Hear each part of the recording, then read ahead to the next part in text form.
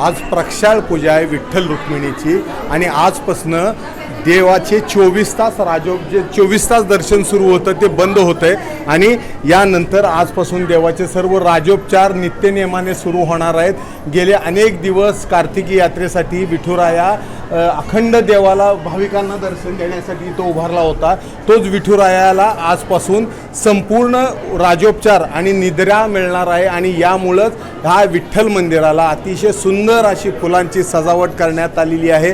आज प्रक्षाळ पूजेनिमित्त विठ्ठलाच्या पायावर सकाळीपासून लिंबू आणि साखर ही भाविकांकडून चोळण्यात आलेली आहे, ज्याच्यामुळे विठुरायाचा थकवा कमी व्हावा आणि आज देवाचा पवमान अभिषेक होणार आहे। आजच्या दर्शनासाठी आज 24 तास दर्शन जरी बंद होणार असलं तरी हजारोंच्या संख्येने भाविक पंढरपूरमध्ये दाखल झालेले आहेत। आज सुद्धा विठ्ठलाच्या दर्शनाची रांग चंद्रभागेच्या तीरापर्यंत पोहोचलेली आहे आणि यामुळंच आज देवाचा 24 तासाचा दर्शनाचा शेवटचा दिवस असल्यामुळं आणि प्रक्षाळ पूजेमुळं आज विठ्ठलाचं साजरं गोजरं रूप पाहायला मिळावं यासाठी भाविक मोठ्या संख्येने पंढरपूरला आलेले आहेत। कॅमेरामन सचिन जाडेसह सुनील दिवाणी, एबी माझा, विठ्ठल।